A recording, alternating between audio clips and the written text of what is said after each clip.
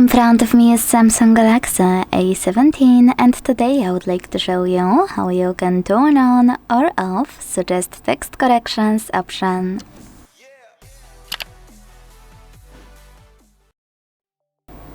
First of all, go into Settings and scroll to click on this section called the General Management.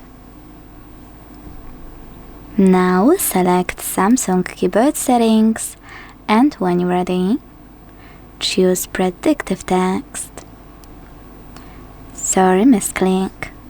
Now you need to click on gray switcher next to your language to activate it, and when the switcher turns blue, click on the back button.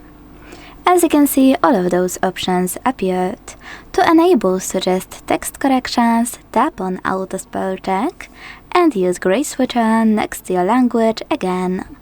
After enabling this option, all of your misspelled words will be underlined in red and you will see suggested corrections.